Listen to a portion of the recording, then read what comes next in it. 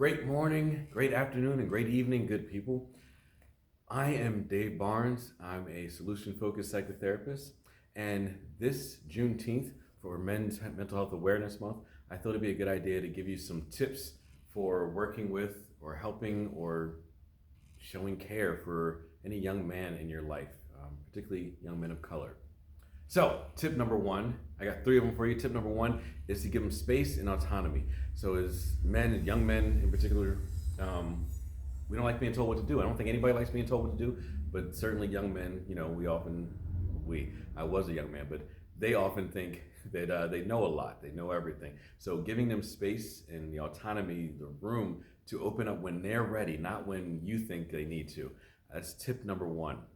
Tip number two, and this is something I would say is working with a lot of young men as a psychotherapist. A lot of us, we don't like to sit down and just talk about our feelings. We don't like to just sit down and open up, at least not right away. So what I do is I have a big open space here where we can do things. We can move, we can hit a bag. That's terrible.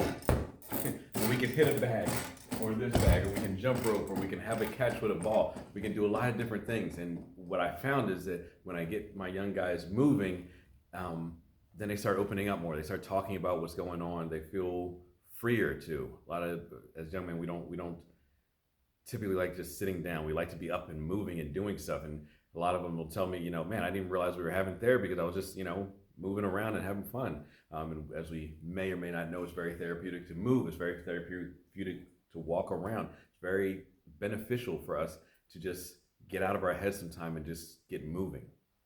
So that's tip number two. Do some activity, move around with them, do something fun. Tip number three is community.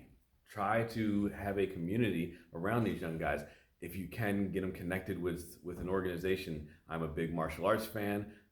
That's been one of the places where I found a lot of help and healing for my own struggles. Also, I'm a very religious person. I go to church every week, and I think that's been a huge part of what's helped me be as confident, as mentally healthy, I think, as I am. As I have these communities of places where I am not alone. So those are the three mental health tips. Give them space and autonomy. Move with them, do some activity. Don't just sit down and grill them. Don't just sit down and interrogate them. And also try to get them involved in some communities. Try to bring them into communities that you like, and bring them into communities that they will connect with so that they are not alone. Bonus tips, and this is, I guess you call it a reading tip. Two of my favorite authors, one of them is a very close personal mentor to me, Elliot Connie and Dr. Adam Frower. They have a book called Change Your Questions, Change Your Future. And it's one of the best books on just changing the way you think, trying to become a better person and think in a better way.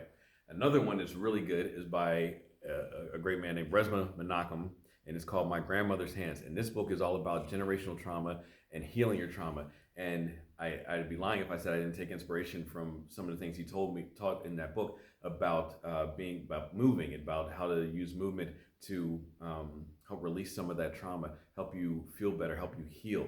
So those are two books that I think are really important for everybody to read, but especially young Black men and anybody working with young Black men. And the last bonus tip is just love them, just care for them, give them the space to be who they are, be who they're going to be. Because a lot of times, as Resmaa once said, more than remedies, we need room. I think the same can be said of more than solutions, we need space. We just need a place to go, a person to depend on, a person to be there for me, to just say it's going to be okay, to just allow me to be my perfectly imperfect self. So just keep being there for these young people and love them. Happy Juneteenth.